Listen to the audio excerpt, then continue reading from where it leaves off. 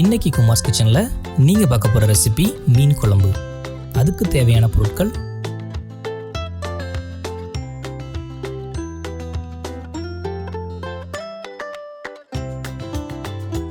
நல்லெண்ணெய் தேவையான அளவு, மீன் 300 கிராம், கடுகு 1/4 டேபிள் ஸ்பூன், சீரகம் 1/2 டேபிள் ஸ்பூன், வெந்தயம் 1/2 டேபிள் ஸ்பூன், பச்சை மிளகாய் 3, கருவேப்பிள்ளை 1 கொத்து, பெரிய வெங்காயம் 1 நல்லா சாப் பண்ணி வச்சுக்கோங்க,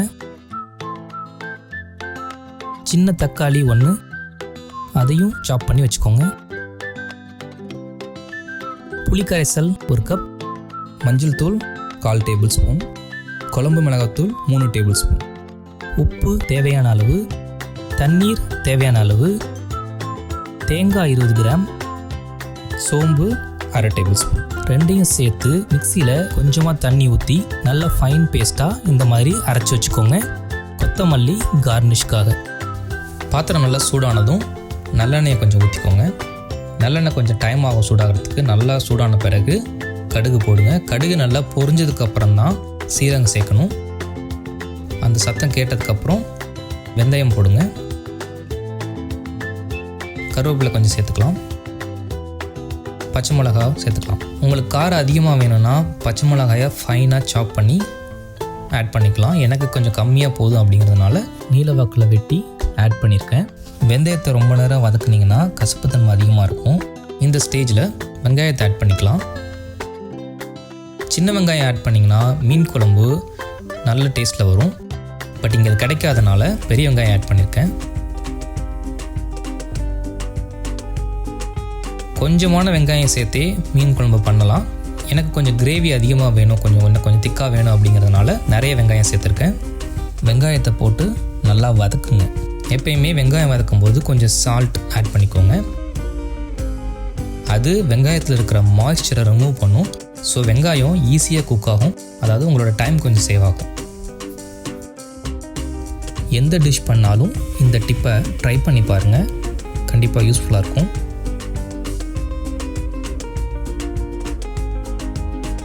வெங்காயம் இந்த மாதிரி நல்லா ஓரளவுக்கு வெந்த பிறகு தக்காளியை சேர்க்கலாம். மீன் குழம்புக்கு தக்காளி ஆப்ஷனல் தான், வேணும்னா சேர்த்துக்கலாம். தக்காளி ஆட் பண்ணுறதுனால என்ன அட்வான்டேஜ்னால் புளி தண்ணியை ஊற்றும் போது கொஞ்சம் கம்மியாக ஊற்றிக்கலாம். நீங்கள் தக்காளி வேணான்றவங்க கொஞ்சம் புளியை கொஞ்சம் அதிகமாக ஊற்றுற மாதிரி இருக்கும். தக்காளியோட பச்சை வாசனை போகிற வரைக்கும் நல்லா வதக்குங்க. இந்த ஸ்டேஜில் மஞ்சத்தூள் ஆட் பண்ணுங்கள். மஞ்சத்தூளில் பச்சை வாசனை இருக்கும். ஸோ அது நல்லா போகிற வரைக்கும் நல்லா இந்த பேஸ்ட்டை நல்லா வதக்கிக்கிட்டே இருங்க. மீன் குழம்ப தேங்காய் எண்ணெயை வச்சும் பண்ணலாம். அந்த வாசனை பிடிச்சவங்க அதில் பண்ணி பாருங்கள். அது ஒரு நல்ல ஃப்ளேவரில் கிடைக்கும். வீட்டில் இருக்கிற குழம்பு மிளகாத்தூள் 2 அல்லது 3 ஸ்பூன் உங்களோட காரத்துக்கு தகுந்த மாதிரி போட்டுக்கோங்க. இந்த ஸ்டேஜில் இந்த குழம்பு மிளகாத்தூள் இங்கே ஆட் பண்ணுறதுனால என்ன பெனிஃபிட்னா மசாலாவில் இருக்கிற பச்சை வாசனை சீக்கிரம் போயிடும். அதே மாதிரி அதில் இருக்கிற காரத்தன்மையும் கொஞ்சம் குறைஞ்சிரும். இன்கேஸ் பாத்திரம் உங்களுக்கு அடி பிடிச்சுன்னா கொஞ்சமாக தண்ணி ஊற்றி நல்லா வதக்குங்க. மீன் குழம்புன்னு இல்லை, நீங்கள் எந்த கிரேவி பண்ணாலுமே இந்த ஸ்டேஜ் ஒரு பிரேக்கிங் பாயிண்ட். அதாவது நீங்கள் எந்த மாதிரி வெங்காயம், தக்காளி, இந்த மசாலா இதை வதக்குறீங்களோ அதை பொறுத்து தான் உங்களோட ஃபைனல் அவுட்புட் இருக்கும். உங்களுக்கு ரெஸ்டாரண்ட் ஸ்டைலில் வேணும் மீன் குழம்பு அப்படின்னா இதே ஸ்டேஜில் இன்னொரு 5 மினிட்ஸ் கண்டினியூஸாக வதக்கிட்டே இருக்கணும். வெங்காயமும் தக்காளியும் நல்லா ஸ்மாஷ் ஆகி ஃபைன் பேஸ்ட்டாக தொக்கு பதத்தில் வரும்போது நீங்கள் எடுத்துக்கலாம். எனக்கு இந்த ஸ்டேஜ் போதும் அப்படிங்கிறதுனால நான் இப்போது உப்பு ஆட் பண்ணிக்கிறேன். பொதுவாகவே மீன் குழம்புனாக்கா ஐர மீன் குழம்பு, நெத்திலி மீன் குழம்பு அப்படின்னு பொடி வெரைட்டி வச்சு பண்ணுற மீன் குழம்பு செமையாக இருக்கும். அதே மாதிரி வாவல் மீன், கொடுவா மீன், வஞ்சர மீன் கொஞ்சம் பெரிய மீன் வச்சு பண்ணாலும் அதுவும் நல்ல டேஸ்டியாக இருக்கும்.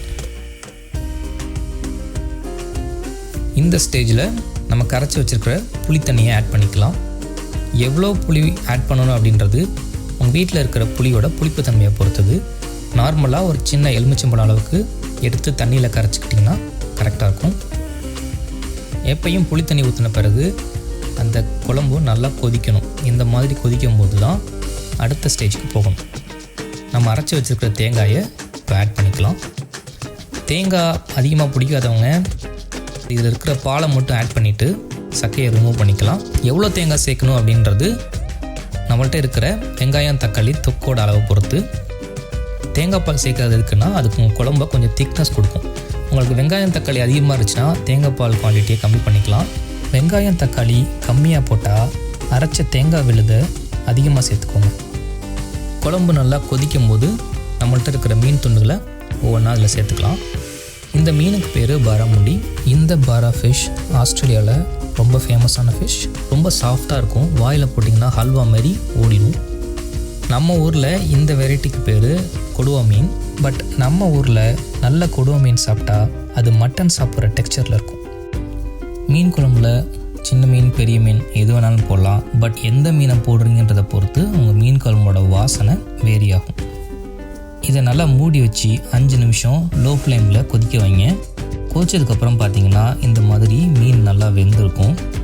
மீன் குழம்பை எப்பயுமே ஜென்டலாக கிளறுங்க, இல்லாட்டி மீன் உடஞ்சிரும். மீனை திருப்பி போட்டு கொஞ்ச நேரம் அப்படியே வச்சுருங்க. மீன் குழம்புல சில பேர் இஞ்சி பூண்டு போடலாமான்னு கேட்பாங்க. பட் தேவையில்லை. மீன் குழம்புக்கு அது இல்லாமையே நல்லா பண்ணலாம். இல்லை சிக்கன் மட்டன் குழம்புக்கு மட்டும் இஞ்சி பூண்டு போட்டால் போதும்.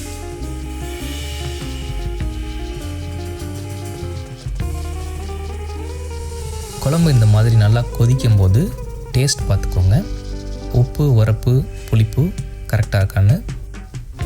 கரெக்டாக இருந்துச்சுனாக்கா அடுப்பை இந்த ஸ்டேஜில் ஆஃப் பண்ணிக்கலாம்.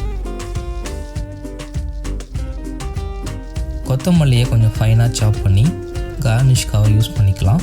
But optional. இந்த கறி 3 பேர் சாப்பிட்றதுக்கு கரெக்டாக இருக்கும். 5-6 பேருக்கு சமைக்கணுன்னா மீன், குழம்பு மிளகாத்தூள், புளி, தேங்காய் இதோட குவான்டிட்டியை டபுள் பண்ணிக்கோங்க. நம்ம ஊர் ஸ்டைலில் மீன் குழம்பு நல்லா வந்திருக்கு.